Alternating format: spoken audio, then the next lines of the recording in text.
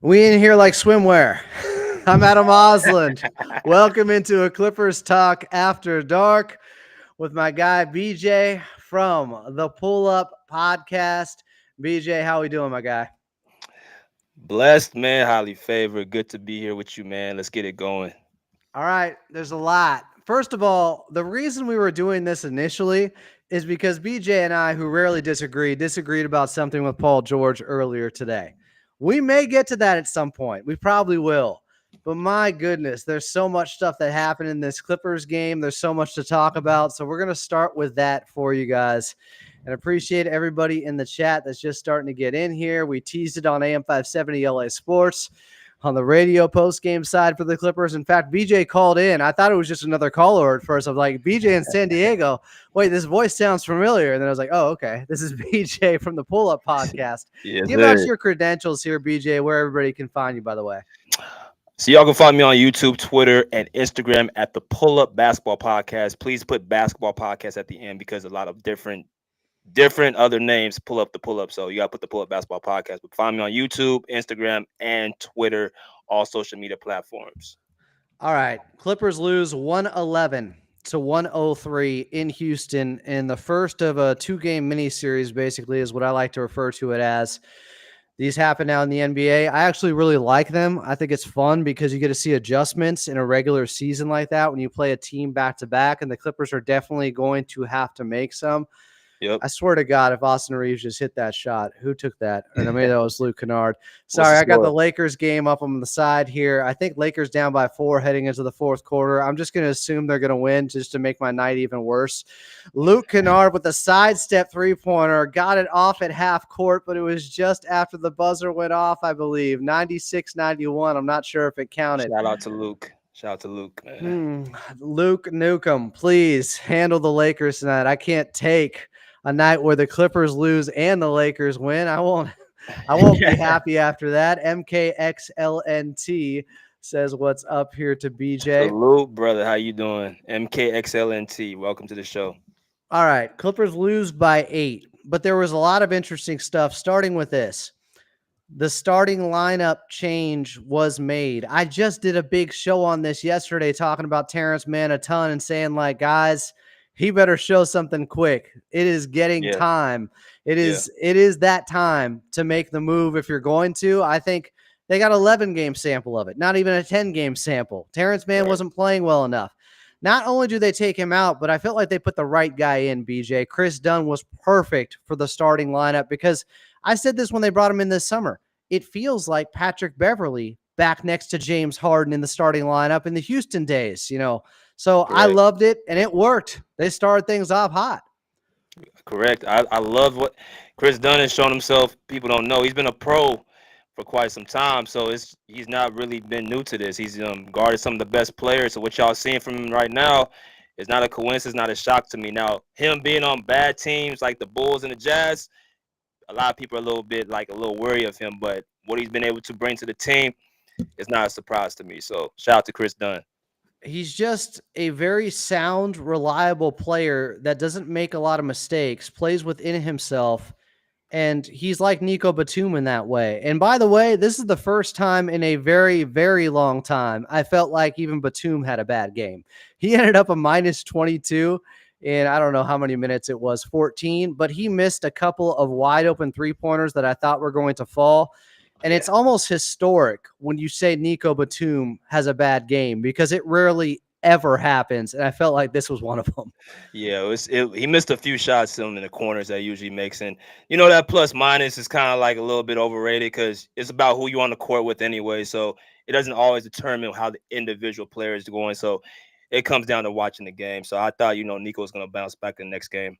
Oh, yeah. I'm not worried about it. It didn't feel like he was minus 22 bad in his 14 minutes, of course. It's just he had some really good looks that didn't fall during a critical time for the Clippers when there was that from the end of the third into the fourth quarter over, I don't know, like a 6-minute stretch. I think they went on a 17-2 Yep. run to get up by 19, the Houston Hmm. Rockets in this ball game. Yes. And that was, in essence, the game because the Clippers weren't able to overcome that. They were in a 19-point hole early in the fourth quarter. But what everybody's talking about now is Coach Lou going deep into his bag and into the bench.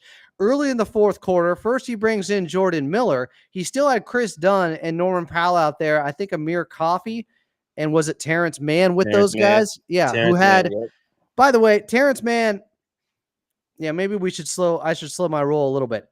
Terrence Mann, as good as Chris Dunn was with the starters, Terrence Mann was that good with the backups tonight. I Yep. felt like this was the first real Terrence Mann game we got all season where he just looked comfortable. He looked very comfortable, and the fire was lit. Him coming off that bench. Sometimes you need that little, pop in the head, to actually wake up a little bit. So Terrence Mann's been talked about a little bit going to the bench anyway. So maybe that was a kick that he needed to, get back, where he needs to get back to, because we're gonna need him down the stretch. So a beautiful move. Chris Dunn goes a plus 11, has 11 points, has 8 assists to 1 turnover. Coach Lou talked about wanting to get in another ball handler out there next to James Harden to take him off ball a little bit more. I Correct. love the move, and I loved it for Terrence Mann, who had his best game of the season, 5 of 9, 14 points, 7 boards, 3 assists. His defense was unreal, especially down the stretch when they made that little run there where they got it to within 4 with about a minute and a half left as Bones Highland was at the free throw line and knocked down both of them. But again, Bones Highland was out there with the group. After they went down by 19, Coach Lou brought him in. It was him, Terrence Mann, Jordan Jordan Miller, Miller, Kobe Kobe Brown. Brown. Who else am I missing, BJ? It wasn't Amir Coffee, was it? Was Amir No, still out there at that time? I don't. Was he out there? He might have Bones, been. Bones, Jordan Miller, Kobe Brown. Uh, I think it. I think it was Amir. Yeah, Yeah, I that think it makes was Amir. sense. It was Amir. Yeah. He's been playing with the young guys going back to the preseason when they would get run in like a fourth quarter or second half. Like Amir Mhm. Coffey would be the adult in the room at times. Yeah. But they ended up getting this game to within striking distance. They Yeah. had a chance.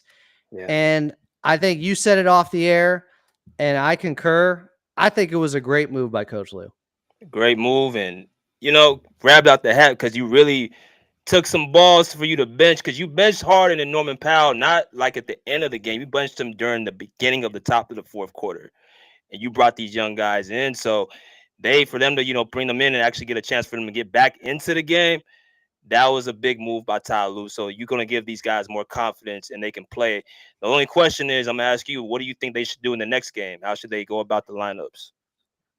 I think it's like this. Coach Lou said, if you're not going to play hard, which is rarely a problem with this team, but tonight Hmm. was the first time I think you could say they got outworked at times where they were getting beat up on the boards, something fierce, where at one point in the game, they were more than doubling the rebounding advantage against the Yep, Clippers. all It over the was glass. it Yep, was incredible. They ended up with, I think, 18 offensive rebounds in this game. yep, Yeah, 18. They had 52 points in the paint compared to 42 for the Clippers, who have always been better in that area. But the Rockets have yep. had the best paint defense when it comes to Right. opponents' points in the paint on the season. But then second chance points, 19-6.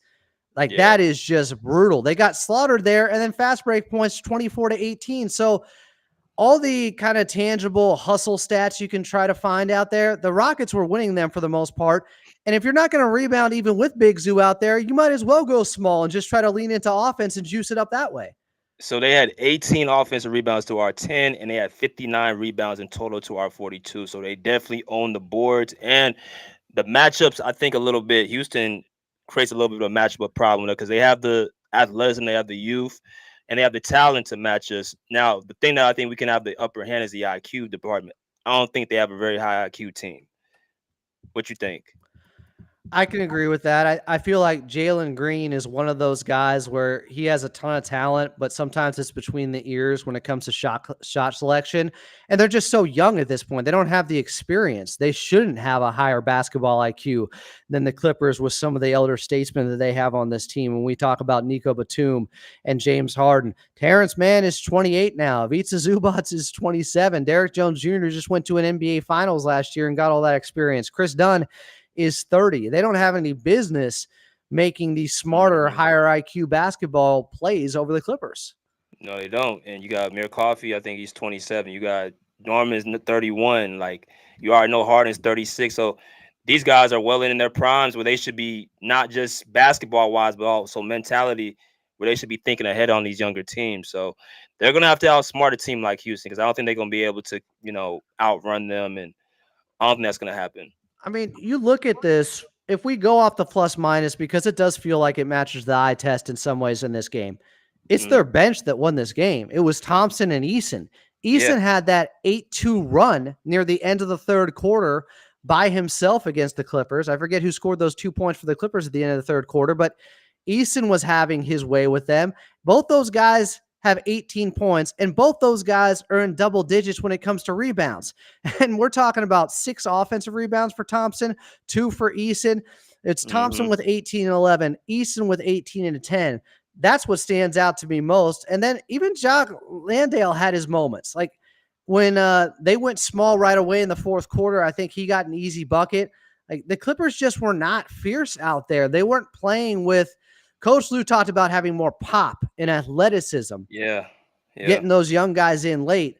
But I felt for the first time this season, the Clippers weren't outworking a team. And you can be out talented, and there's nothing you can do about that. But your effort is something you can control. Tyree Eason had 18 and Amon Thompson had 18 with 11 rebounds for Thompson and 10 rebounds for Eason.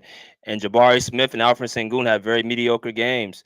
That's not a good sign. Like when you talk about going into Friday, because now they have quiet nights. How do you stop the bleeding with the athleticism as they get on the boards? Zubac, Derrick Jones Jr. Everybody's going to have to rebound by committee. So do you feel like the Clippers can do that? To me, the first thing they have to do to get back to playing Clippers basketball is playing through Ivica Zubac more to start.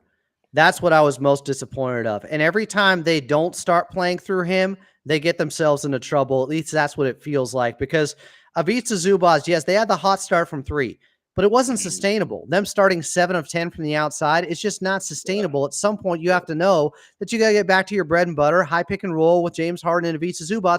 And Zubac has 2 field goal attempts in the first quarter, 3 total in the first half.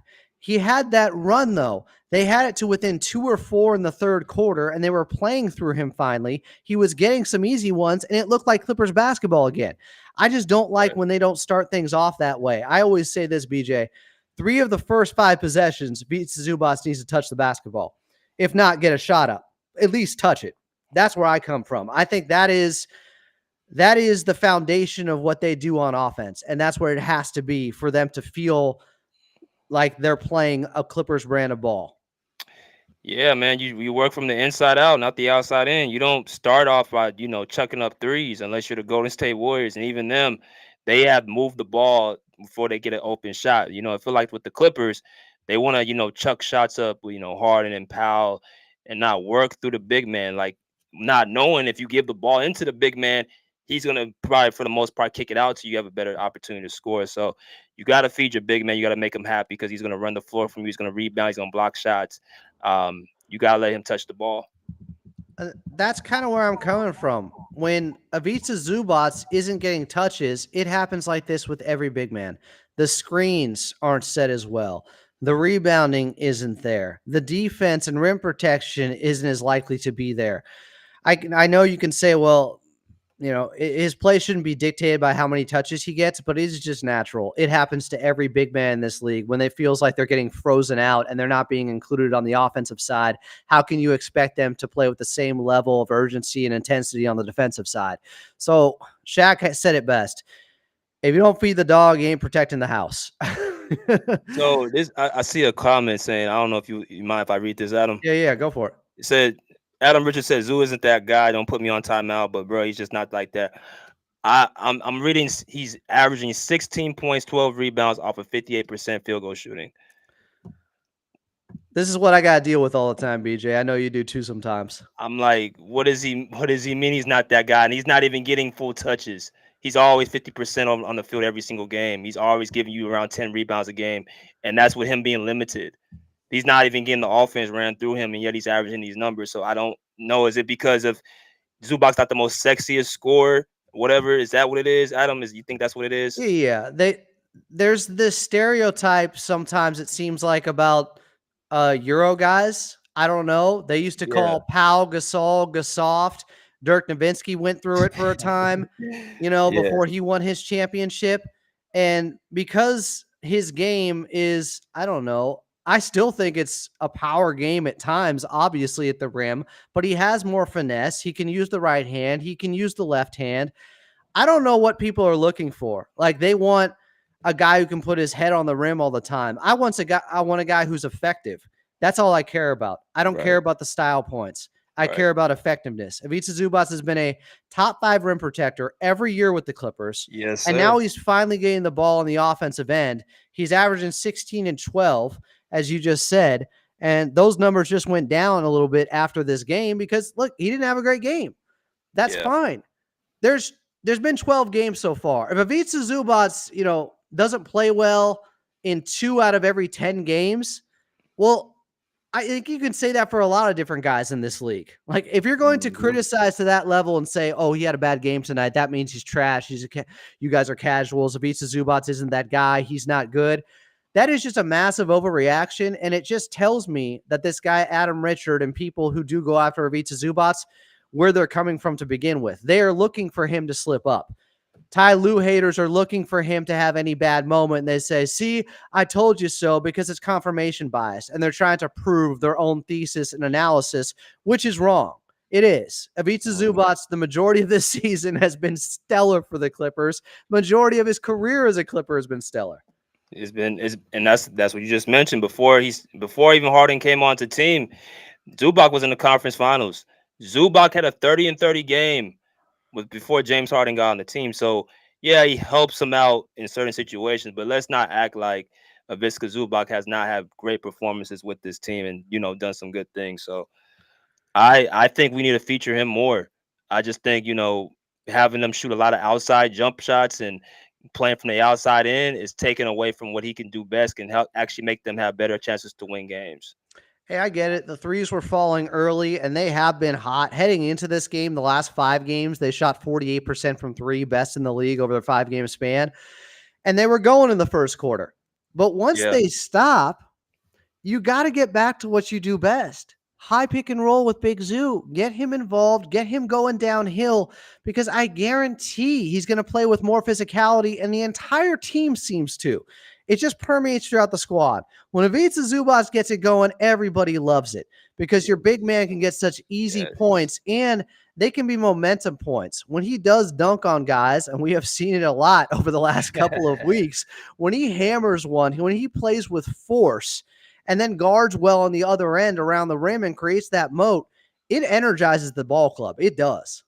It does. It's supposed to, and when he's blocking shots off the backboard, and he's getting dunks and like finger rolls and layups and all that stuff. Man, it does something to the team. The big dog eats. It's gonna be good for the rest of the group. Yeah, the pups are gonna fall. Yeah, I, Right. I ain't calling them yipper dogs or anything like that, but he is the big dog. He He is is. your big man.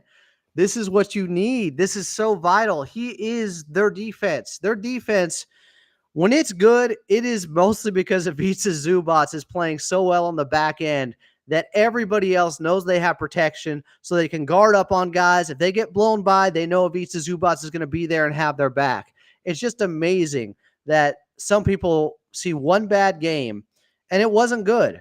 I still think part of it's on his teammates because they're not getting him involved. But I think it's fair to say this game wasn't good. I think it's also fair to say that doesn't mean he hasn't been very good throughout this season so far. He He's been has been. he's been the guy that he's that option that you can continuously. I mean, because Norm had a bad shooting night too, and that's going to happen when you take longer outside shots. You're going to have inefficient games. It's only natural. So why not start closer to the basket and get a higher efficiency shot? And that's what Zubac can do. Um, you if Zubac's not playing right now, then we're in big trouble. Man, I mean, Shengun, I didn't feel like he didn't have a good game. He had 13 and 11. Like, it It's was the terrible. guys off the bench. He was The Clip, terrible. yeah, the Clippers were getting crushed by bench guys from the Rockets with more athleticism. They got outran more. I guess Ime Udoka said that post game. That's what they were going for against the Clippers, trying Mhm. to match up with the team because the Clippers come into this game known for that length on defense and disrupting passing lanes and shrinking the floor. Well, the Houston Rockets are third defensively. They Yeah. came into this game third defensively, guys. I don't know what y'all were watching. I told you pregame they're 7-4. They may not be shooting it well, but that turned around for them tonight. They shot it well from beyond the arc after being a bottom three-point shooting team, but they have been getting by based upon their defense. It showed out there. This is a good defensive team. Like, this is not some horrible, miserable loss. This ain't losing to the Portland Trailblazers. Right. They play hard, man. They're a hard playing team and a hard playing coach. And yeah, I say this all the time, and a lot of my audience says the same thing. You are what your coach is. Your coach is hardworking, your team's gonna be hardworking. Your coach is lazy, team's gonna be lazy. If your coach is organized, your team's gonna be so it manifests throughout the rest of the retired team what your coach is. Yeah, it starts from the head, the top down. So this team is a reflection of their head coach. And I really like, and I know you've had your criticism for Coach Lue in the past, but on a night like tonight, Yeah. when guys aren't bringing it and you can't get boards even with your bigs, hell yeah, I'm going small. And I'm going to try to match their athleticism. That makes a ton of sense to me. And it almost won them the damn ball game. So what does it mean moving forward now, BJ? Do you think you kind of asked me the same question, and I think it's going to be case by case dependent. If the Clippers start slow on Friday, yeah, he's going to pull the switch and bring in Jordan Miller. He's going to try him out. If they feel like they're being out rebounded again, yeah, he might try Kobe Brown out there and play him at the small ball 5 like they were doing, because that's something they had been practicing in training camp. I think all this stuff is on the table. And by the way, KPJ played like 6 minutes in this one. So I don't know where he's at standing wise with the coaching staff. Yeah, I think it's too much doom and gloom right now. Like, they don't know what to expect with KPJ at this point. So they're playing this by ear. Like, and he, as much as I think they want to bring him in a rotation, they're not, hesitant to let other guys get opportunities. I think they really want to play Jordan Miller. I think that someone still want to play Bones, even though these probably gonna be in a trade market. KPJ's spot can easily be moved within the next week or so. I said I think I would give him about a full month to know where he's at, and we're about at that point right now. So 12 games in, he took some bad shots. He took a bad three-pointer, I think, in the second quarter. And I like the fact that this is being lost on a lot of people. Coach Lue, all season, I already feel like this is one of his best coaching jobs, because the sense of urgency has been at a peak all year. They go up by 21 against Phoenix. The lead goes down to 17, and he's already calling a timeout. Like, he's said enough. Then in the next game, I think against San Antonio, when they had the big 26-point comeback, he called a timeout 25 seconds into the third quarter when he didn't like what he saw on both ends. Like, he has absolutely been on top of things whenever they're tripping up, whenever they're slipping. He is making sure to try to nip bad habits in the bud immediately. Yeah.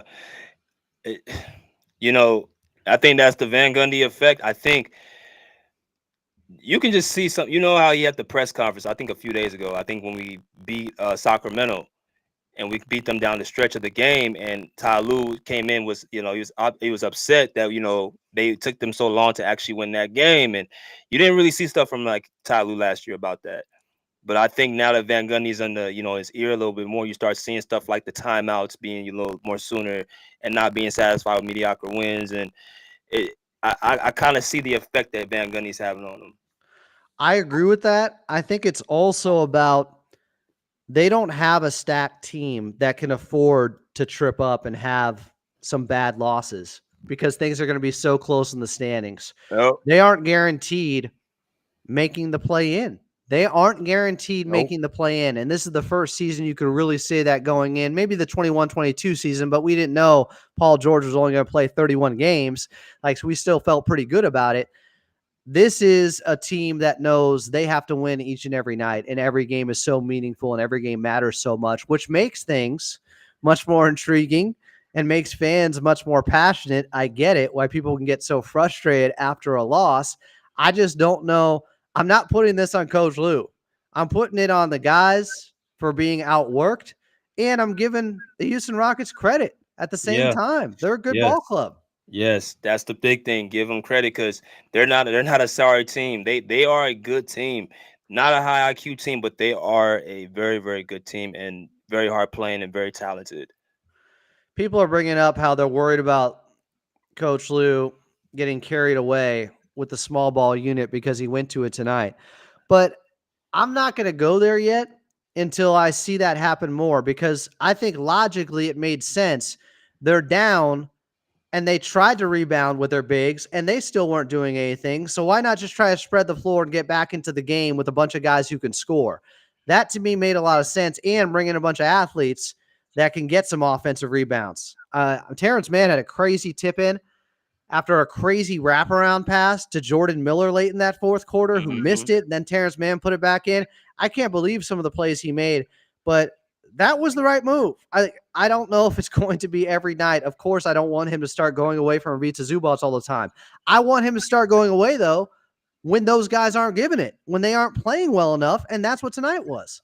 That's things that we talked about. Every game's different, and how every game, you can't just go with the same game plan, and sometimes you got to mix it up. And this was a game where the young guys had to, be on the court and get some run with, Houston's young guys. So unfortunately, Harden and Powell kind of didn't have a great night.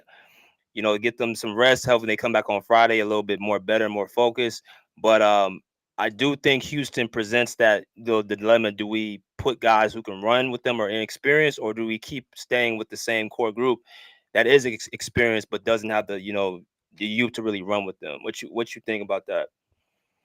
Yeah, I think a lot of this can be dumbed down to also the Houston Rockets had a good shooting game for once.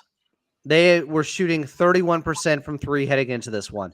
They were Hmm. 28th in 3-point shooting, and tonight they went 15 of 40. And they were matching the Clippers almost shot for shot in that first quarter. Clippers hit a Yeah. three, they hit a three. Clippers went 7 of 10 in the first quarter from three. They went 6 of 9 in the first quarter from three. Both teams were tied up at 28. Like if they get back to shooting a lower percentage, and I'm not saying they're as bad as a team they should have been shooting 31% from the 3-point line to begin with. They're better than that. Yeah. But they have struggled in that area. And I just wonder if one of the solutions right off the bat is as simple as, well, Houston's going to cool off and you just play the law of averages. And Yeah. therefore, they're not getting as many issues with their hot shooting night on Friday that they did tonight. Mm. Well, shots, 3-point shots, just depend on how your night is. So let's just go devil's advocate. They start making 3-point shots like they did tonight. That's something you got to live with. But I do think the Clippers could have more effort on the boards, and I do think they can have more effort with getting back on defense. I heard some of the comments people were making on your last show about getting the stretch forward. What you think about getting a power forward? Because I'm not really too worried about. I don't think it's a power forward thing. It's funny. I've been saying over the first 11 games, I was making sure to point out how all that talk this summer of the Clippers need a four. They need to get Kawhi at the three. They need a four. They need more size. It'll help them defensively. It'll help them in the rebounding department. Well, they've been good defense. They've been a good rebounding team until tonight. Tonight was the first night they got worked in that area. And then everybody overreacts and starts saying, well, I guess they need a power forward. Go make a trade. Now they couldn't actually recommend anybody that was realistic that they could bring in. They I heard never do. John Collins' name as always. I don't think that's the solution. Now, look, if they could get somebody on the cheap, if there was some, magic trade out there and some wizardry that Lawrence Frank could pull off and they could fleece a team, sure, I'm interested, but give me the name, give me the guy the Clippers are trading, and let's see if it's even realistic to start with. Otherwise, the best solution is, we've talked about this in the past, the solution is you hope you get Kawhi Leonard back because he cures a lot of what ails them right there.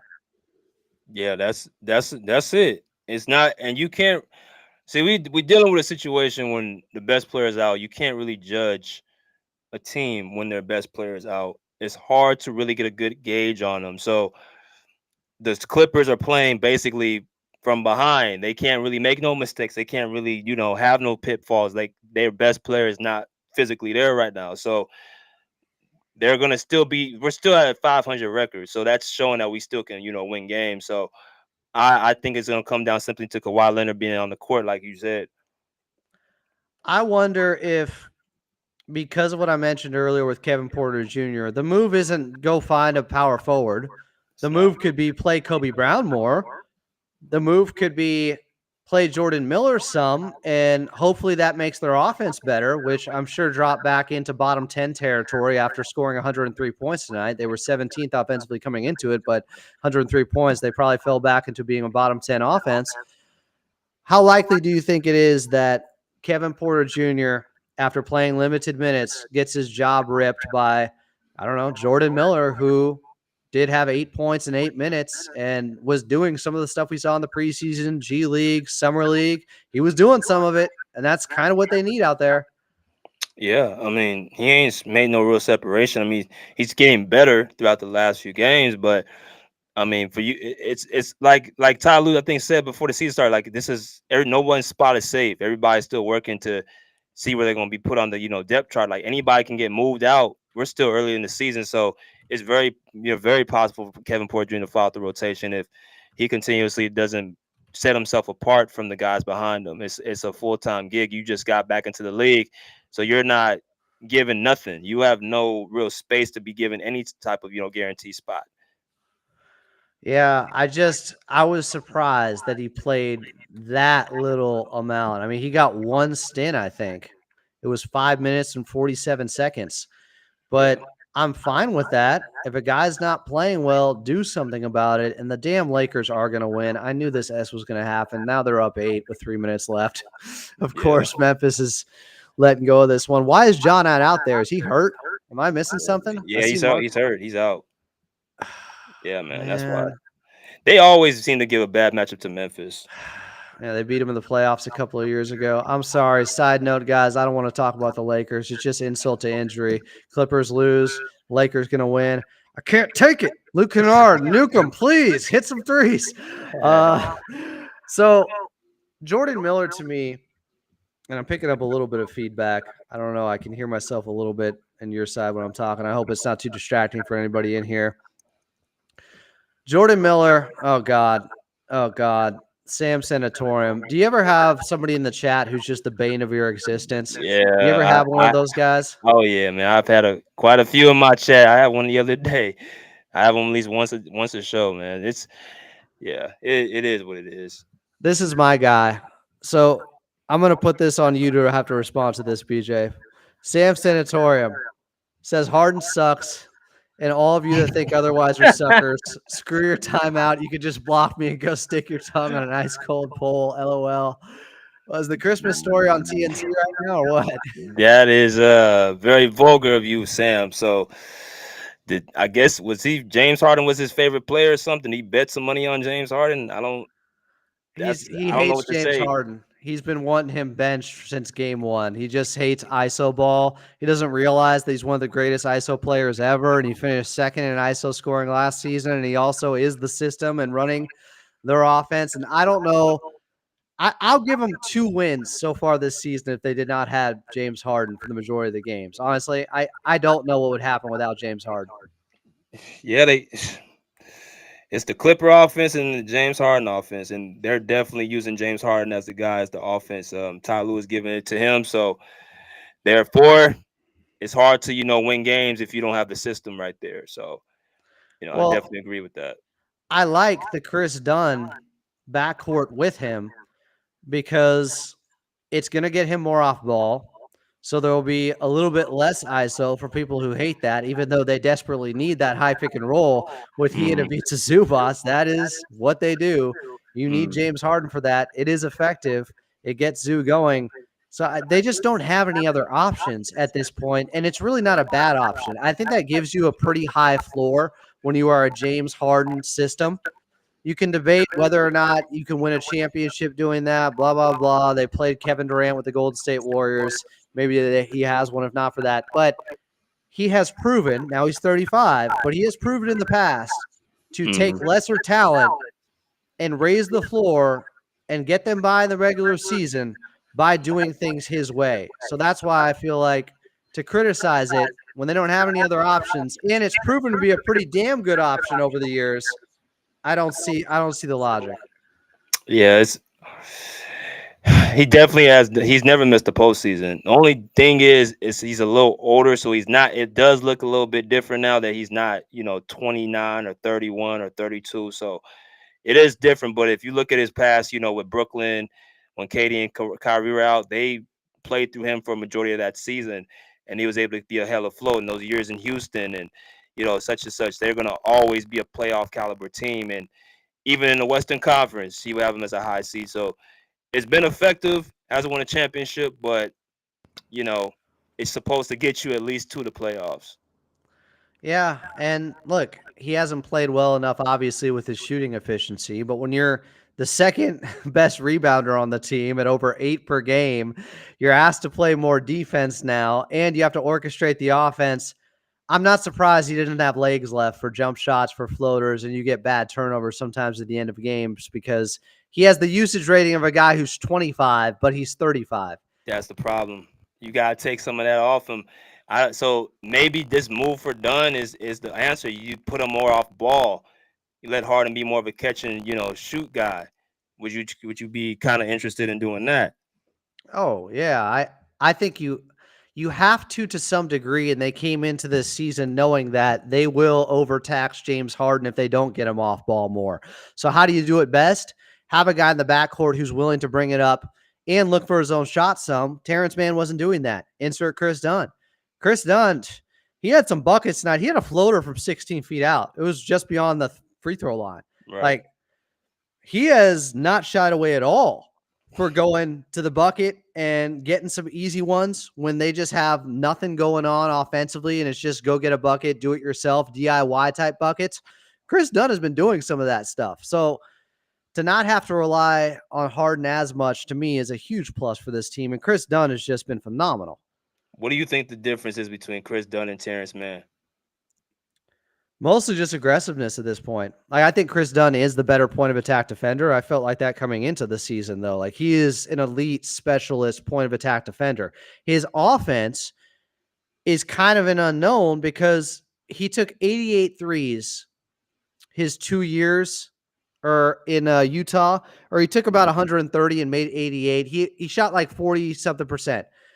But before that, he was not a good 3-point shooter. So you get this small sample size of him only playing, 88 games total. It wasn't shots. It was 88 games he played in Utah over a 2-year period where all of a sudden he was shooting over 40% from three. It's like, is this who he is now? Is he all of a sudden the 3-point shooter, or is it just a small sample size? Well, right now he's knocking them down still. 12 games in for the Clippers, and he's getting into his floater. He's getting to his sweet spots. He's being physical. He's moving guys. And then the defense is just built in. You're getting that from him. So I think a lot of it's just aggressiveness is the biggest difference, and Mann's confidence being really low. Yeah, and the man thing being like unconfident, and now all of a sudden he has a good game where he looks fierce. Do you think the reason why he kind of lost a little bit of his mojo because of how certain things were changing, like Norman Powell getting a lot of the minutes and him playing the way he was playing? Do you think T Man felt a little bit out of place for a period of time? I honestly, I typically I look for an excuse for a guy like Terrence Mann. Yeah, I just feel like he got off to a slow start, and maybe it was changes to the starting lineup. And you're right, Norman Powell.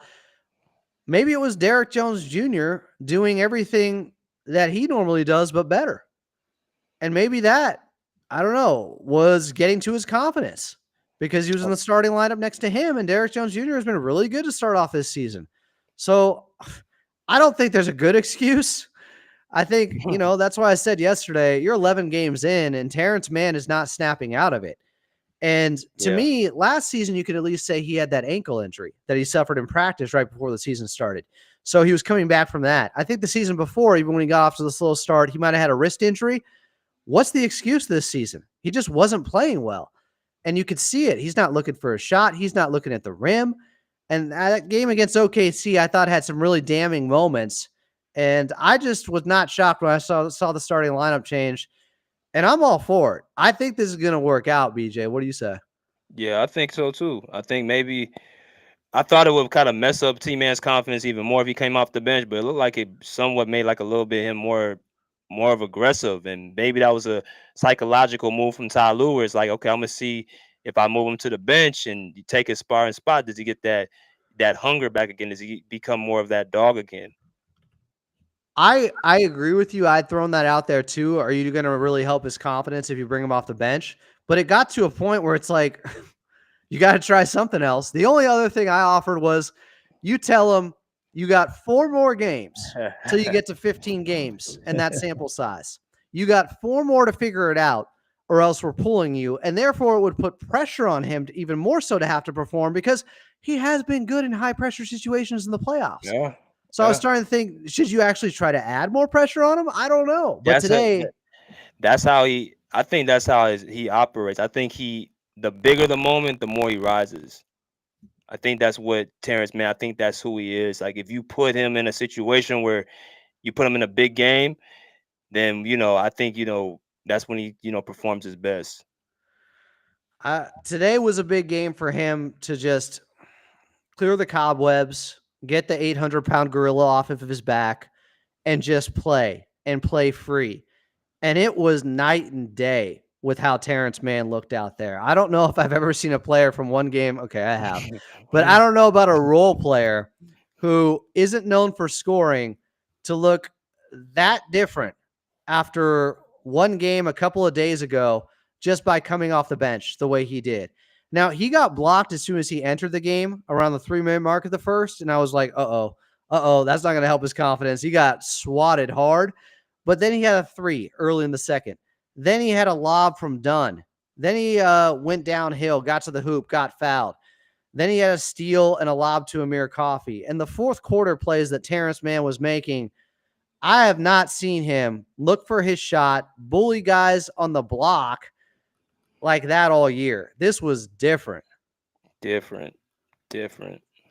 and it was necessary. We Hey, needed to see that.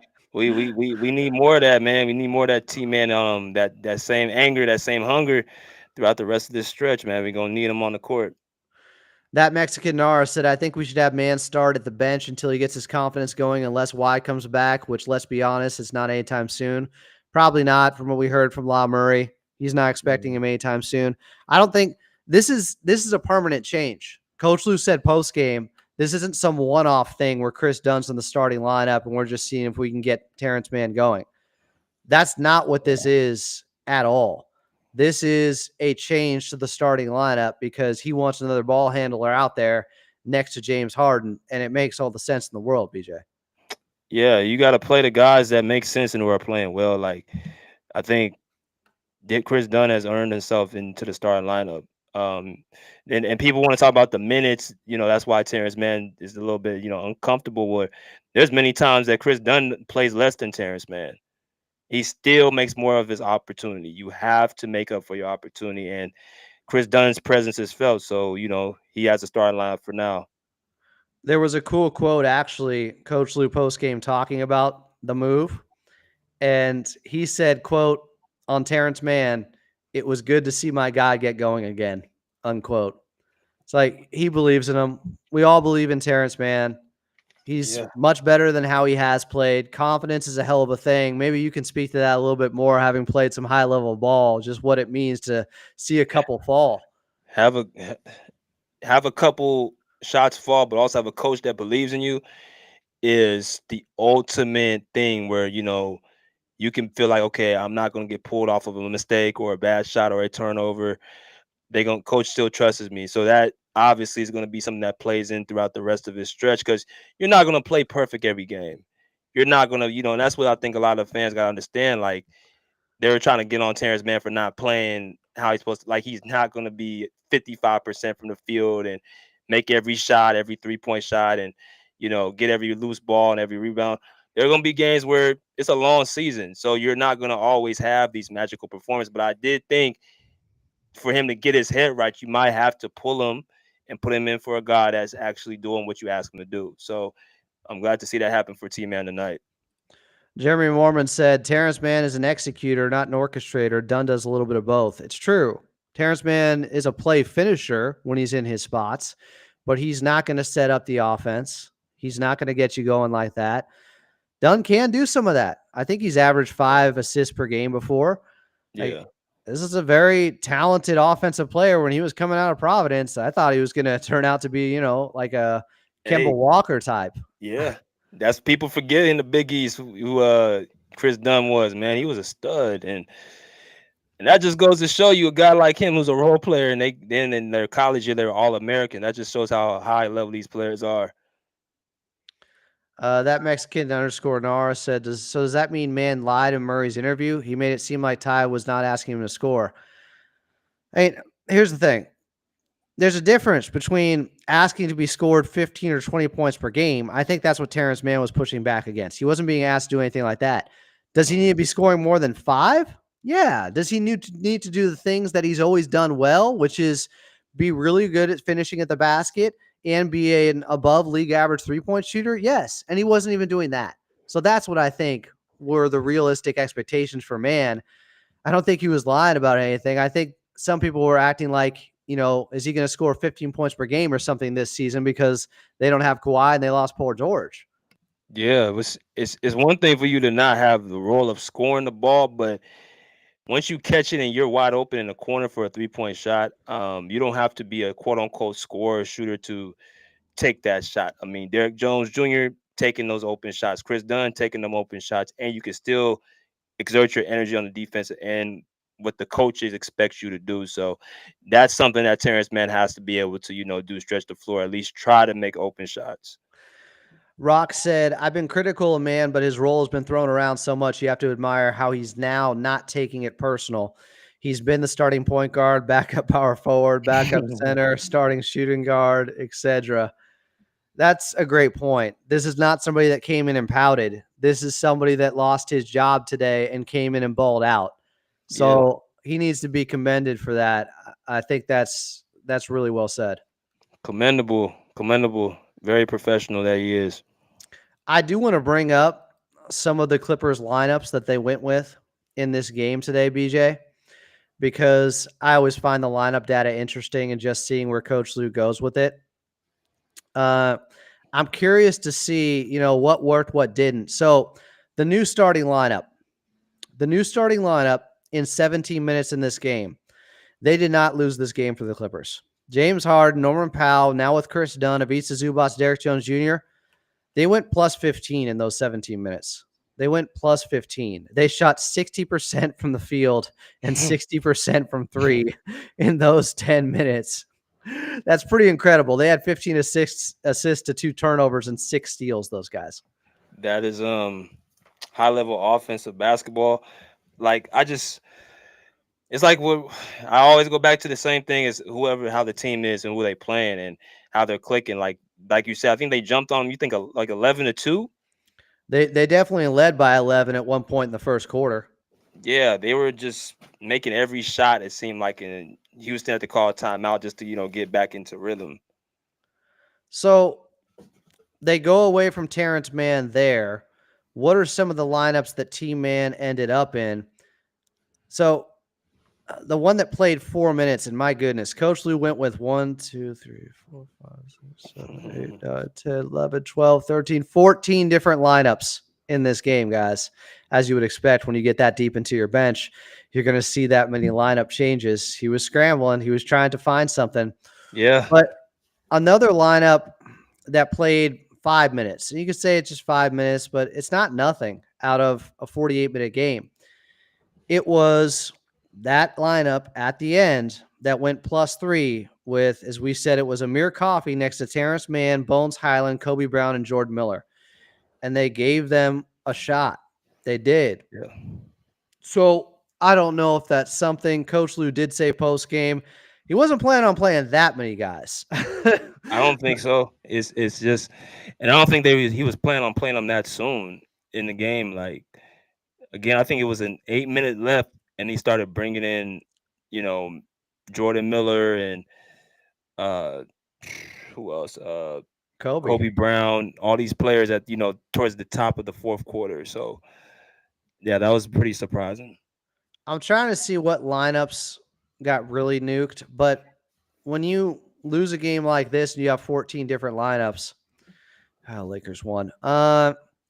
Here's a lineup. This is why Batum had such a bad plus minus tonight. Here's three lineups that, like, every negative lineup Batum happened to be in. And I'm not saying it was all on him. I'm accounting for the minus 22 out there. But he's in a lineup that played 3 minutes with Batum, Harden, Amir Coffey, Terrence Mann, and Kevin Porter Jr. They went -5. Then Batum, Harden, Norman Powell, Chris Dunn, Derrick Jones Jr. They went -5 in like 2 minutes. Then a -6 in 2 minutes with Nico next to James Harden, Norman Powell, Ivica Zubac, and Amir Coffey. But like, I don't hate some of these lineups. It just didn't work out tonight. You know, it's Yeah, not the end of the world. It's very extremely minute sample size. it felt like Houston. I mean, that's that home crowd too. Sometimes you try to do everything, you pull out, your deck of cards, and something that is just not working. Now that last lineup worked to a provision. Do you think that they had a chance to really win that game? You thought they were going to pull it out? This is the question, because some people are saying, and I want your opinion on this, whether or not Coach Lou should have gone back to some of the starters once they got it close or within 4 or within 8. Absolutely not. They didn't earn it. They didn't earn it. You don't ever do that. You don't take out the guys who got you there and say, "Oh, I'm gonna put the starters back in." They're cold. They're like on the bench. They got their warm up on. Like they're not ready to go back in the game, man. Like you did the Well, right thing by keeping them in there and like letting them enjoy that moment to at least give you the opportunity. Okay, if we lose this game, at least give me the opportunity to, determine the outcome. Don't put it in the hands of the starters who you benched for us. That would be a slap in the face. yeah, they got us into this mess. We almost have us out of this. And now you're going to go away from us right now. Mm-hmm. I agree with you. That seems like a way to lose the locker room. And I'm going to say this for the starters. I saw all of them coaching up the young guys during that run at the end during timeouts. That was pretty cool to see. There was some great veteran leadership on the bench. I saw Norman Powell. I felt like he was drawing up a damn play at one point. But they were coaching. They were preaching. They were taking the young guys underneath their wing in those critical clutch minutes. Now, do I think a lineup with Bones, Jordan Miller, Kobe Brown, Terrence Mann, and Amir Coffey is something we're going to see on Friday? Probably only if the Clippers are down big, to be honest with you. Yeah. Now, I could see where he mixes in Jordan Miller with more of a second unit, more of a even a first unit, or maybe he gives him a shot next to James Harden a little bit, next to Norman Powell some, and I think he was next to Norman Powell to start the fourth quarter, but next to Ivica Zubac. Like maybe we see Jordan Miller get some real minutes early on in the game where it's not down to garbage time or anything close to that, or they're not down 19. Yeah, Lou likes to play like the vets. He only plays the young guys unless he has to.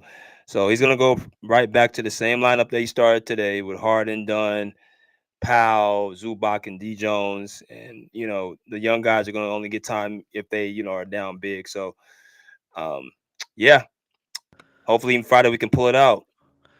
There are still some people here going after James. He's the common denominator in all their victories too. When they're 6-6, like BJ, is it hyperbole to say if they don't have James Harden for an entire game, they might score like 85 points? Is that crazy to say? Because I feel like their offense would be so stuck in mud. Who is running the offense? Their offense would be stuck in one, but this is why I will say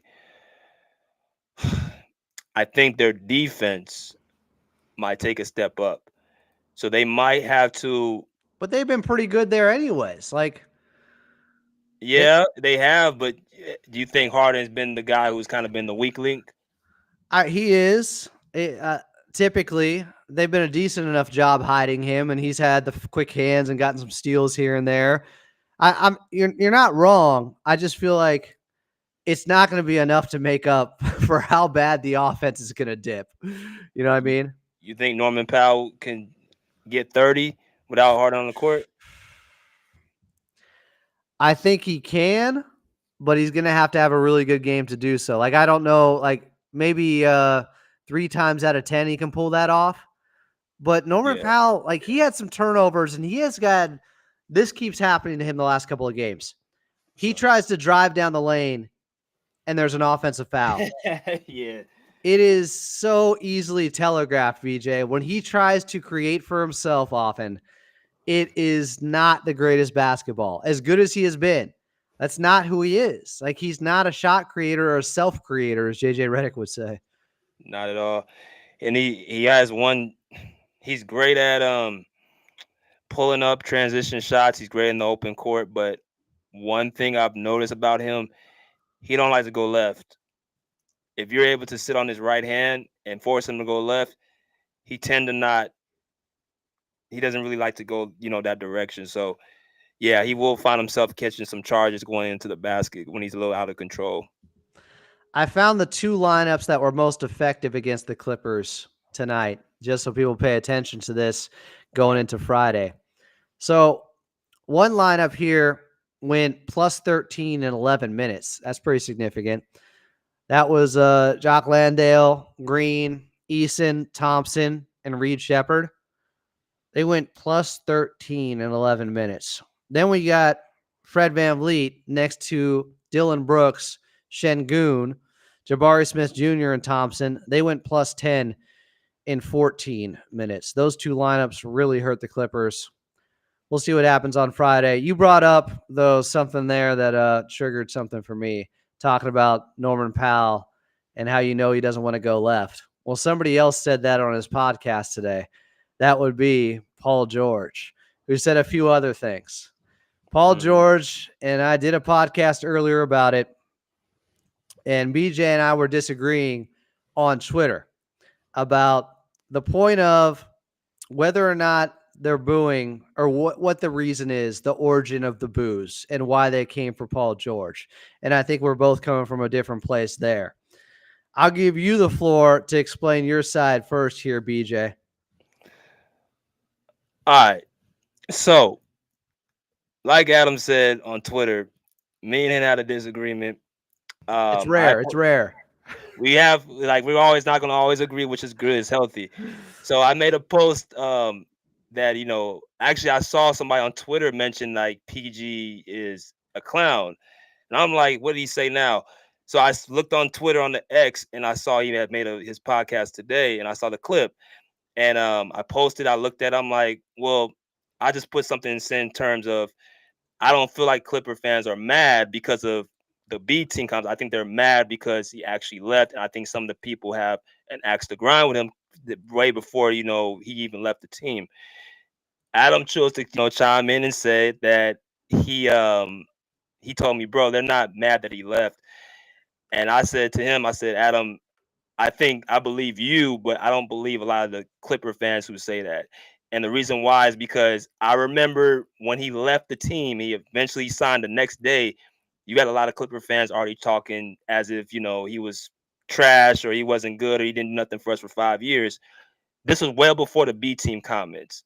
So all I was basically saying is if you're gonna be upset, at least say the exact reason why you're upset. I don't believe it's because of B team comments. I think because he left the team, and I think now the team has gotten a little bit not as good as it was prior to last year.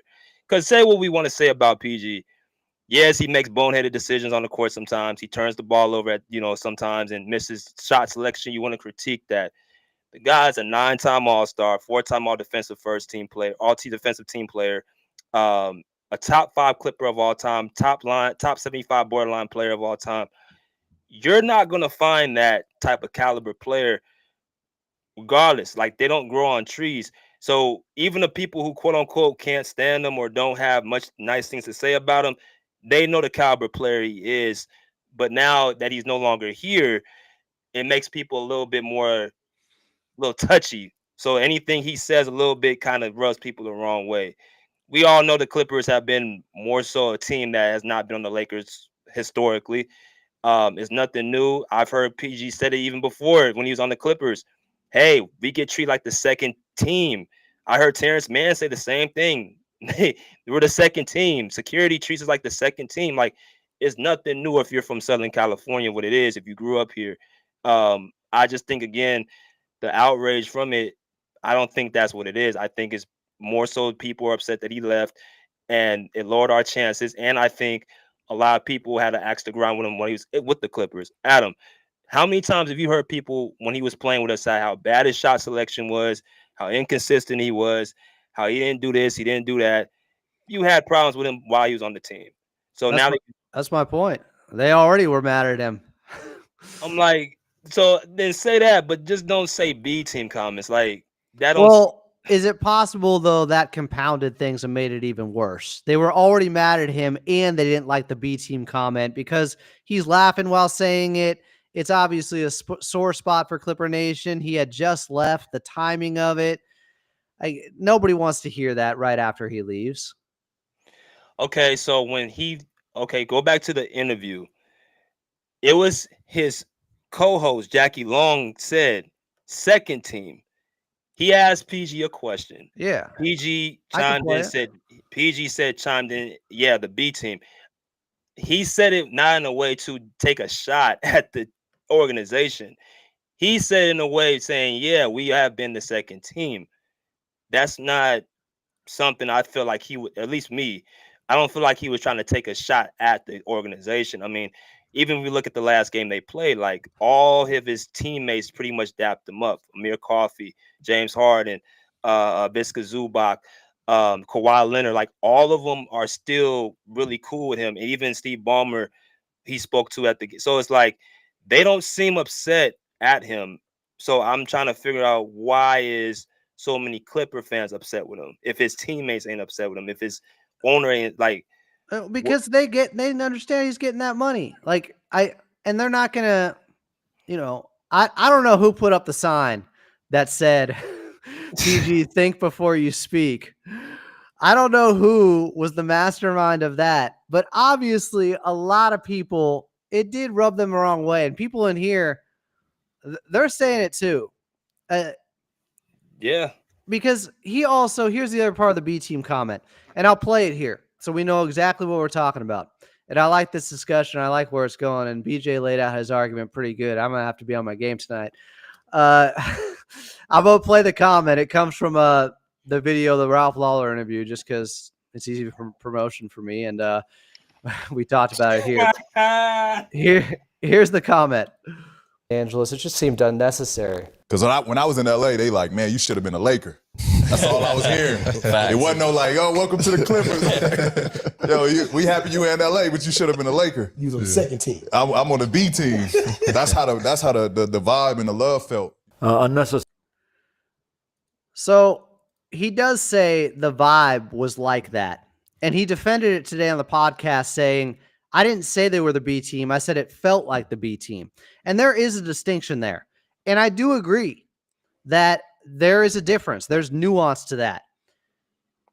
But I also understand why fans are upset with it because the timing of it was just unnecessary. And how did he not know that growing up in LA? Why is he acting surprised by it when he said he grew up a Clippers fan and now all of a sudden he's like surprised that it felt like the B team? Well, he said he grew up a Clippers fan. How did he not know? Yeah, I think it's one thing for you to think from the outside in, but when you're actually there in it, you reemphasize, oh yeah, they really are the B team. Like when you're actually a player on the team, it hits a little different. I think that's fair. But that was just part of it. His father also said we felt like we got stabbed in the back. And again, they were mad at Paul George before the B team comment. There are so many people that have been talking about him acting like a role player the last couple of seasons with the Clippers and saying like Norman Powell is a better player than him now, which I don't agree with, of course.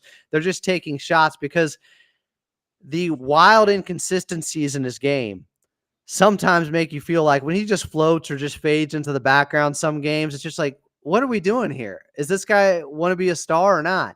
And then he calls himself, of course, the number 2. And then he makes comments that contradict themselves. Oh, I don't want to come off of pin downs like JJ Redick. Put me on the ball more. Oh, wait, I don't want to get picked up 94 feet by Drew Holiday. Take me off the ball more. It's so much mixed messaging. I think that the B team comment, if that was an isolated thing, I don't think it would have rubbed people maybe as much the wrong way. But because it came from Paul George with all the stuff he had said over the years, it just put it over the top maybe.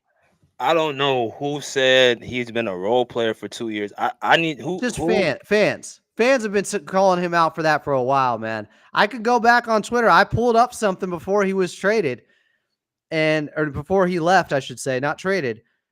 And fans were already calling him a role player then. Like all these comments in this tweet from Robert Flom. It is, guys, back me up on this. How many of you have said that Paul George wants to be a role player? That isn't a stereotype or a common criticism of Paul George, that he's just out there wanting to be a role player many nights. Because he did say, they brought in James Harden. Oh, I'll just be the glue guy in this game in Dallas.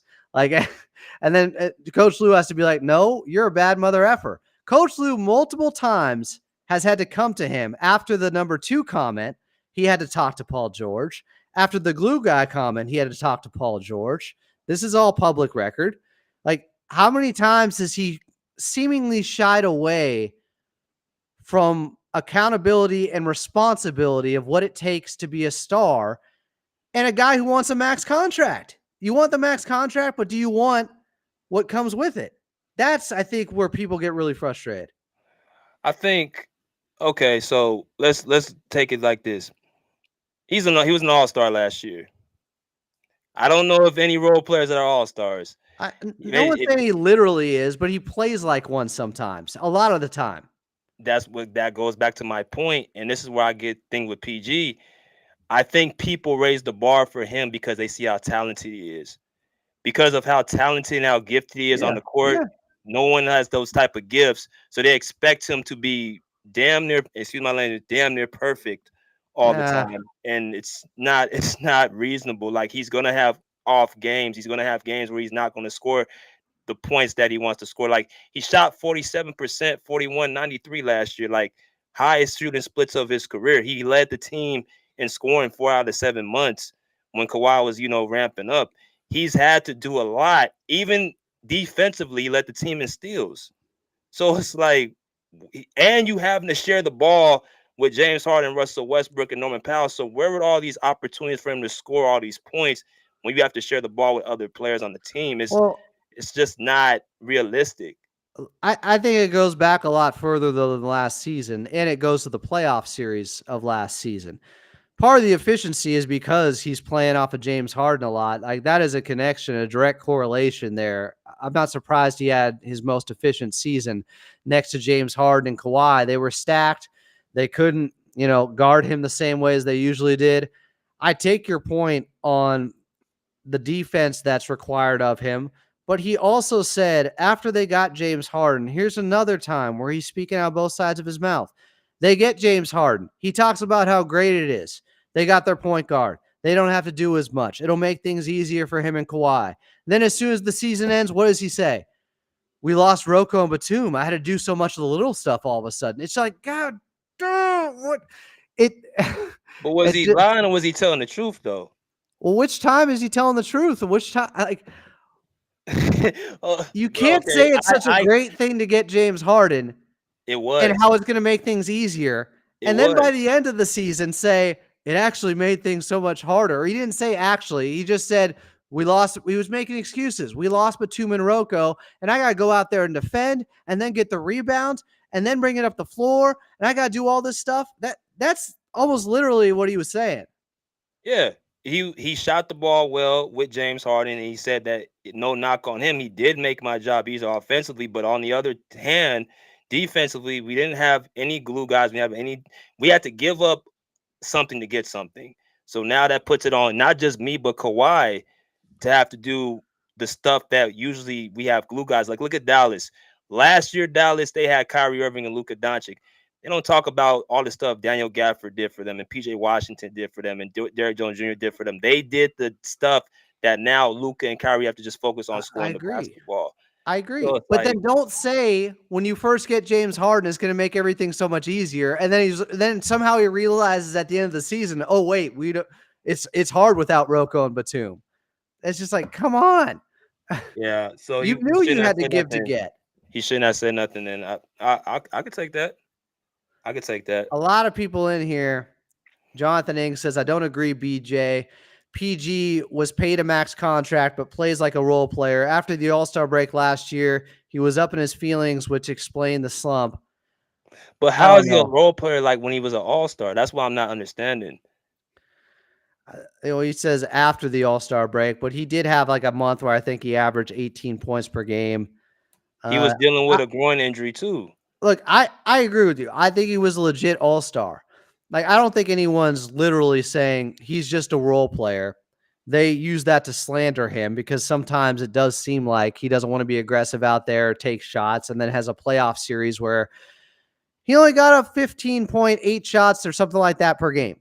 How do you only get up 15 shots per game when Kawhi's out for, most of it and didn't look like himself? You have to go out firing. You just have to go out firing. I don't mind if you only score 19 points per game, but you're taking 18 shots. Like, I can live with that more than you're only scoring 19 points per game in that playoff series and you're only taking 15 shots. Like, at least put them up. So you're more so into the shots he attempted more than him being efficient. I think if you are a star and it's on you, and Kawhi is hurt, and you are paid like a max player, you have to at least try to take more shots. Like, you have to. I'm watching Tyrese Maxey and what he's doing in a concurrent playoff series for the Philadelphia 76ers as a young guy. Like, he's being more aggressive than Paul George is. Like, what is going on? I think it's a mentality thing sometimes. Oh, that's cool. I mean, if it's look, if you're saying it's a more so he has to be more assertive and he has to be more aggressive, he has to have that killer be killed mentality.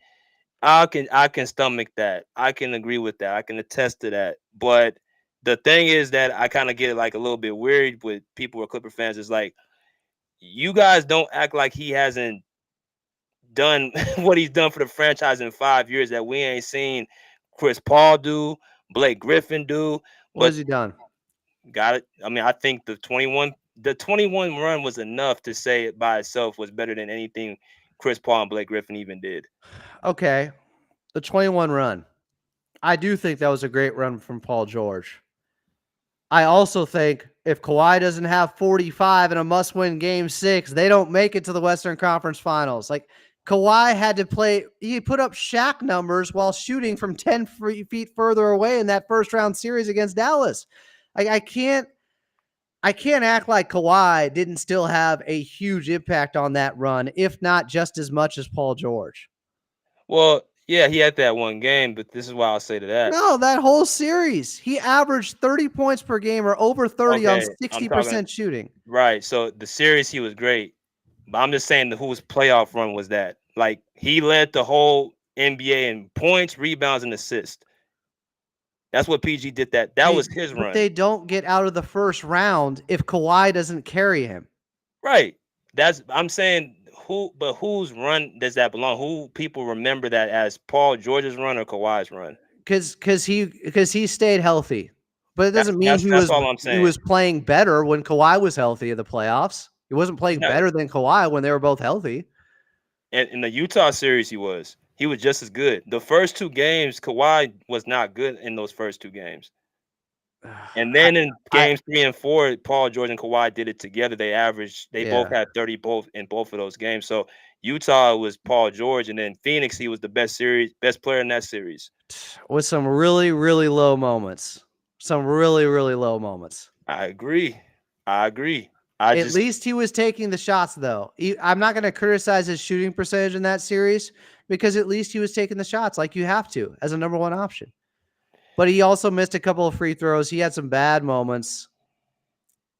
It's just, let me ask you this question. I'm not saying it's nothing, but it's 5 years, and we're talking about 2 god-awful playoff runs in the bubble and then last year against Dallas. Maybe that wasn't god-awful, but it was bad. And then in between that, you have 2021. Go ahead. Okay, so 21, we got that out the way. 22, he gets us into the playoffs with Kawhi not even being there. Before he tore his UCL, we were the 4th seed before he got hurt that year. So he's showing you that he can carry. And then he comes back after the injury and gets us into playing as a 7th seed. Yes, we didn't make the playoffs. He didn't play in against New Orleans that Friday night. I remember that game like it was yesterday. Still makes me mad. But he didn't play in that New Orleans game. But he got us there with Kawhi being out the whole season. Then you turn around again in 2024. But You he look at was out. last year. He was out the majority of the season. Terrence Mann, Reggie Jackson, Marcus Morris might have got us there. I don't know. No, but remember, before he got hurt, they were the 4th seed. He was already showing you he can carry. So it's I'll like, take your word for that. but 24 last year, when Kawhi goes down for the month of April, we won some big games, beat Denver, beat Phoenix, beat Cleveland, where he had like 42 points. It's like, is it fair to say that maybe he got a little bit exhausted having to carry the load when he came here not to be the number one option? He came here because Kawhi was supposed to be the number one option, and he was supposed to be the co-star. Do you think he probably got exhausted by carrying that load? I don't know what that has to do with the playoff series against Dallas, like only taking 15 shots per game, or what he did in 2020 in the bubble. Like, I'm not saying bad experience. Yeah. I'm not saying there weren't plenty of highs with Paul George. I'm just my point in this is they aren't booing him because he left. They were booing him silently before he left. They were upset with him before he left. People were really upset with Paul George. I didn't see many people that day on that Sunday. What was it? July 1st, opening of free agency, crying that Paul George left. I just didn't. I think a lot of people were already kind of over it because it just felt like more of the same with him. And I'm not saying that stuff should all override what happened in 2021. And I want to remember that stuff when I think of Paul George and his Clippers tenure. But then he's talking about being stabbed in the back, or his dad is, and he's co-signing on it. And the B team comment, it leads back to a lot of the negative stuff with Paul George that people are going to focus on. And I think he brought it upon himself to some degree with the comments he made. I would have stood by the comments. I mean, I think if there's one thing I can blame him for is by trying to pull him back. I mean, say what you mean. Like, if you felt it was stupid, you got booed, stay by that. Like, if you felt like, I would have stuck by those comments at the end of the day, because my thing is, I'm a top 5 Clipper of this organization. I had a lot of I agree with that. He is a top 5 Clipper. So I don't know what people are complaining about, saying they were tired of him. Like, what else were you going to get anything better than? That just kind of comes off to me like you didn't appreciate him. I agree with that to an extent. There were definitely times I was frustrated with people, and I would use the 2021 run to blunt a lot of the criticism of Paul George. I would say, what about this? How can you say he wants to be a role player when he did this in much bigger moments than regular season games? I just know that in watching how he gets to his numbers at the end of every year, it is some of the wildest swings in efficiency and aggressiveness that I've seen from a star player. Would you agree about that? Like, in terms of inconsistencies from a star player, Paul George is like in the 99th percentile of star players who are inconsistent. He is really varying with the shot and aggressiveness on a night-to-night basis. So you say inconsistent as far as the production with stats, or inconsistent just the eye test with how he plays? Production with numbers from game to game. Like, it is a lot of peaks and valleys. Okay. With Paul George. How much? Okay, so he averaged 23 or 22.5 points last year. And I'm saying to get to those averages, though, it is a lot of peaks and valleys. Like, he has some great games. He has some stinkers where he's not shooting. And that's why people get frustrated. I agree. You know, to much is given, much is expected. And I think he's one of the most talented players in NBA history because he's 6'9" with that handle and can shoot. I do. So maybe the criticism is coming from that place sometimes where he leaves you wanting more sometimes. Yeah, it's all about that, bro. Like, and I'm telling you, they look at Paul George and they say, damn, you're 6'9", you dribble like you're Kyrie Irving, you got a beautiful jump shot, you're a 3-tier scorer. They raised the bar for this guy, like they really do. I've seen Devin Booker and Donovan Mitchell and players of that ilk have many down games.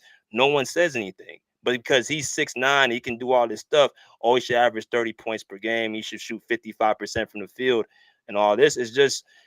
I just think they raised the bar for him. But you got to remember, as much as you're asking for the offensive end, you're asking him to be as great on the defensive end. I So it's agree. like you're asking him to do two things, and then you asking him to what else? What else? What else are you asking him to do on the court? Well, he also though puts a target on his back. When you say we're the ones with putting the expectations too high, if you say playoff P, oh y'all haven't seen playoff P, and then don't perform, that's gonna stick with you. That's It fair. just is. That's on him. Like That's fair. I think sometimes he probably talks too much. Now he has a podcast, and it's very successful, and it's a good show. Yeah. But some producer could have been like, hey, maybe let's clip out that B team comment. It wasn't live. They could have taken it out. Like you could make an edit. This stuff is going to keep coming. And he also, was noticeably needling the Clippers about the attendance at Intuit Dome and being like, I wish it was more full. I should have been more full. And he kind of went after them today after he defended the B team comment, saying like, y'all proved me right. Because the stadium wasn't full. And that's going to upset people too. Now, if he wants to stand on that and he wants to be the villain, cool. But then don't get mad when the boos come if you're willing to be the villain and say it's stupid. I don't think. Okay, so I don't think the boos did anything to him. I think he literally, when he said it was stupid, I don't think it was like, oh, how like. He meant it's illogical because he left as a free agent. He didn't ask to be traded. So why are you booing me? Like I didn't demand a trade. Yeah, that's how I interpreted it. That's how I interpreted it too. And I get that. Like I get that. I get frustrated with people in the damn chat sometimes, and I want to say this is stupid. But I also think he has this rep now, and it's a lot of people that are looking for him to slip up in the same way that I guess people are looking for that if they don't like Ivica Zubac or they don't like Coach Lue.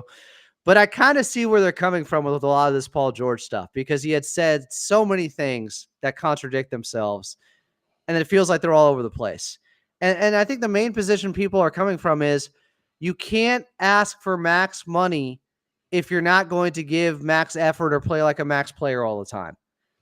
Like I always say this line, the difference in games missed between him and Kawhi Leonard is smaller than the difference in play between the two when they're both on the court, because Kawhi is so much greater with his play on the court and his consistency that even though he has missed 40 more games in his Clipper career, and now more than that, but when he was playing with Paul George over those 5 years, I think he's missed about 40 more games than Paul George while being out for an entire season from the ACL.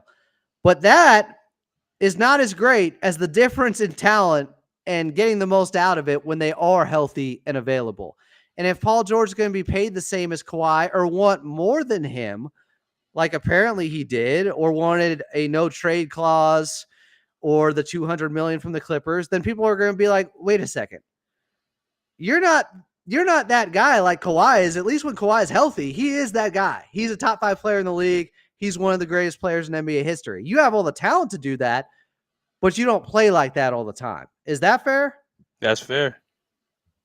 That's kind of where, I don't know. I don't want to put words in anybody's mouth, but I'm reading some of these comments here, and it seems like a lot of the same stuff with talking about wanting the max money and not giving the max effort.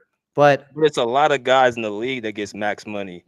There's a lot of guys in the league that gets. See, let me say this: a lot of these dudes that a lot of these people be praising, like they get max money. You're gonna get the way that the NBA is handing out money now. 200 million. Go look, Tyrese Maxey just got 200 million.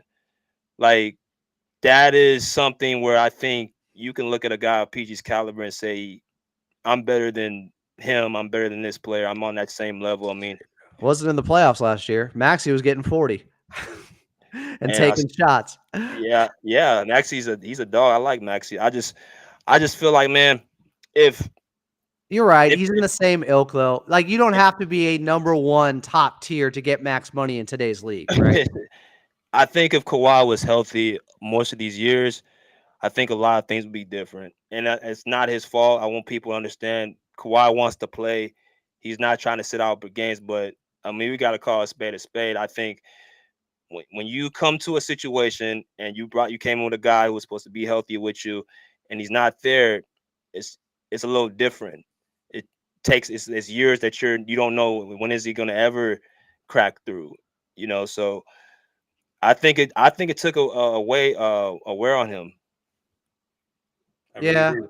I can see that. I think that's a fair point. It it did, same thing 4 years straight.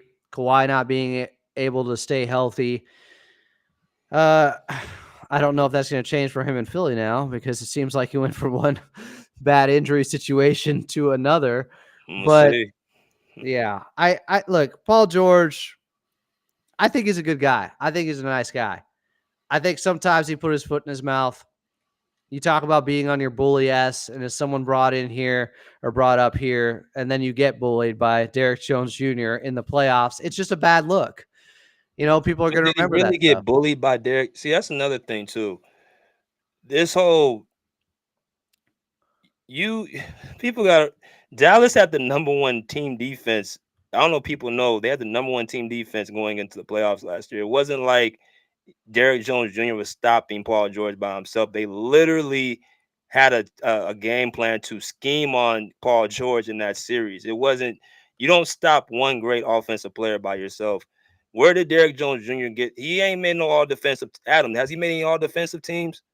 No.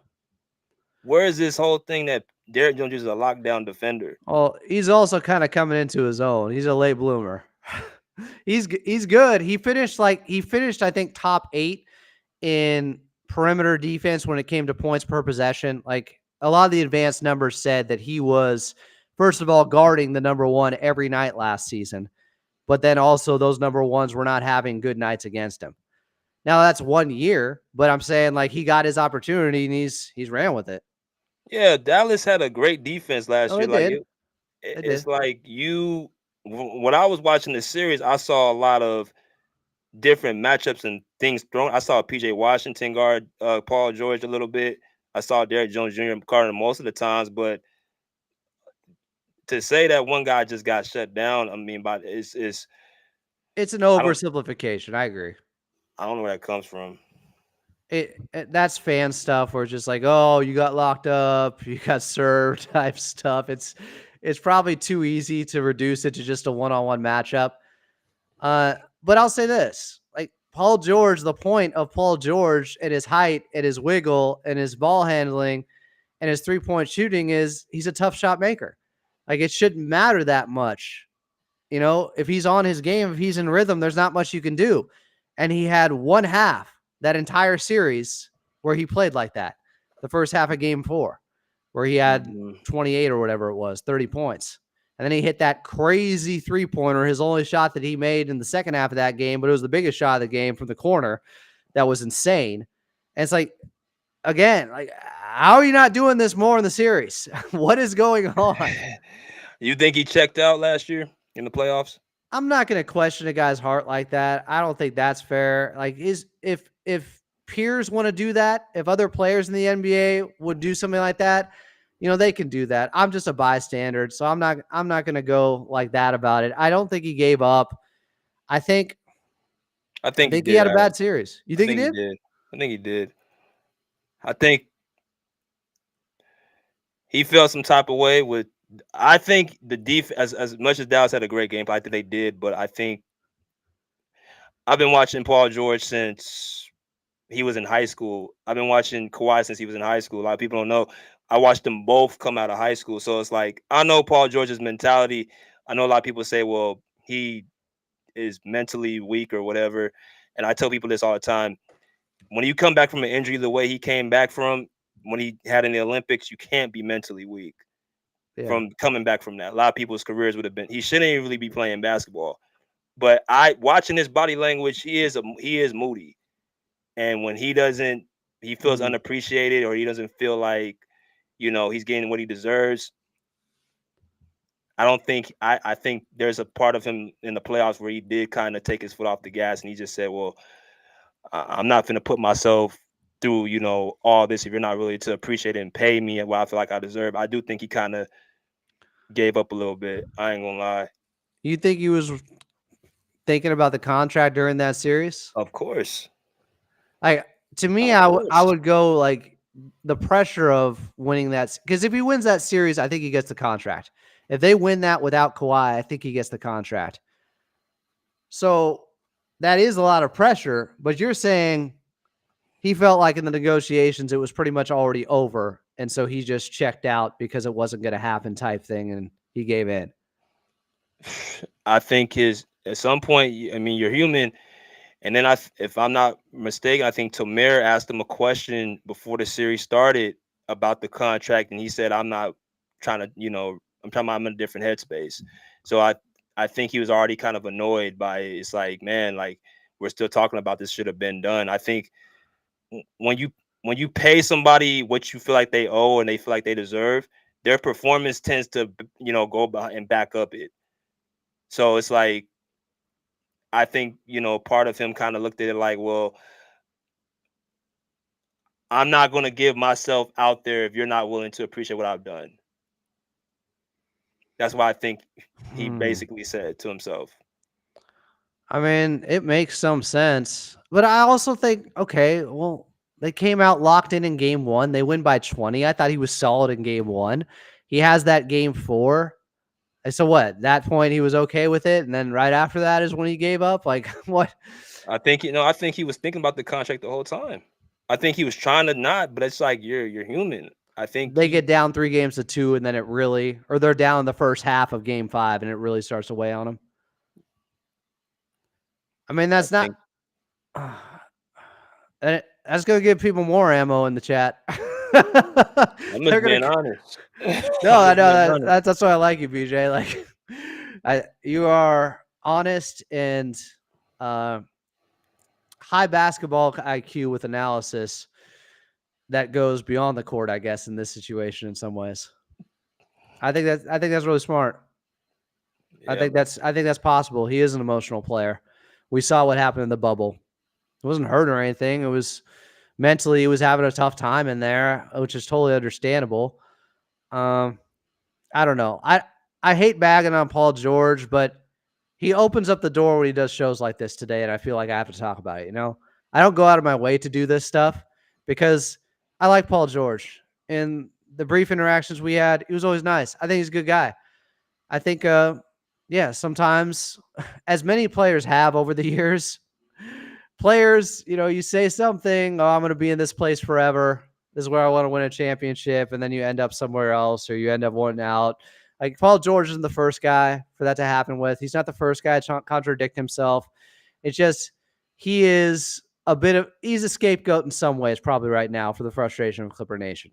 With things not going their way over the last 5 years, not winning at all. Even though I said earlier, like, if Kawhi's not healthy, it's not Paul George's fault that they haven't won. I'm not saying it's Kawhi's either. I'm just saying you can't say, oh, if Paul George played better in the playoffs, they would have won the championship. No, if Kawhi's not healthy, it doesn't matter anyways. Doesn't matter. He played as good as you can play in one run and still wasn't enough. Like, it's unfortunate. Like, if we have a championship, nobody is talking about Paul George's shortcomings. I don't really think they are. It's only because we ain't won a title. Yeah. If they win in 2021, he's a god. He gets a statue. A whole team gets a statue. They're being put up right now in Intuit Dome. That changes all the narratives. And the only reason I think they didn't is because Kawhi's knee gave out on a movement next to Joe Ingles. Like, that's it. That's how circumstantial things can be. And it's so unfortunate. And all the comments about Coach Lou and people criticizing Lawrence Frank and all these criticisms over the years just dissolve like Thanos hit them if they just win that championship. Because it was right there. I think they're beating Milwaukee. I know they're beating Phoenix. And see, this is the thing about Kawhi, man. Like, just like how I think some people said about Paul George, I think Kawhi could be next. And that's why I was trying to say fans care about what you've done for them. They want to be, and this is all in balance. Like they care about what you have done for them and what's in balance for them. Did you do anything for us? Did you get us a championship? Did you blase? And when the guy decides to do something what's best for him, oh, you're a traitor, you're this, that, and the other. They're saying Kawhi Leonard don't want to play now. Like what is that even? A guy doesn't want to play who is as great as Kawhi. That don't even make sense. But that's going to be the narrative built if things don't work out with him here. Did you hear me use your argument to a caller earlier on AM 570 LA Sports? The point that you have been making that the hard part, guys, is all the training during the off season. That's the grueling work. The fun part is getting to play in games. Kawhi has been doing all the hard work forever. Of course, he wants to do the fun part and play in games. He just can't stay healthy. It's so unfortunate, man. That's interesting insight that I'm carrying with me from a player's perspective that you gave me a week or so ago. You don't. Players do not go through all the strenuous training just to say, oh, never mind, I don't want to play no more. What? That's the part I will. That's the part I want. I want to be on the court. I want to have my name yelled out by the fans and by the baddies on the sideline and stuff. I don't. That's Jordan Poole. Ask Jordan Poole. Man, come on, man. All right. This has been a great conversation. Anything else you want to hit on? Man, it's been a great. I'm just happy an opportunity that you've given me, man. The platform you have is awesome. You have awesome guests. I'm just happy to be a part of it, man. Always welcome to come in. Where can people find you one more time, BJ? So you guys can find me on YouTube and Twitter and Instagram, the Pull Up Basketball Podcast, where you can find some actual good entertainment, great basketball talking, and I'm actually pretty funny with some of my different tweets. So you guys will be highly entertained by me, and enjoy some good Clipper basketball. He is BJ of the Pull Up Podcast. Does a great job. It was good to have this conversation tonight. See, I knew we'd break bread by the time we got to the Paul George stuff in person, basically, or on the Zoom. Like we're good now. People start arguing on Twitter and stuff, and it's just like, man, just have a conversation with somebody, and you can more easily come to an understanding. That's what men do. That's what grown men do. Damn straight. So there's one grown man here, and BJ, and then me. Appreciate you guys in the chat. This has been another edition of Clippers Talk Live. I think I got 5 shows up today, so subscribe, show some love. We'll be doing this again soon with BJ, and we got, I think, Brian Seaman coming up tomorrow. Shout out to Brian, man. That could be dope. So we'll talk to you guys tomorrow.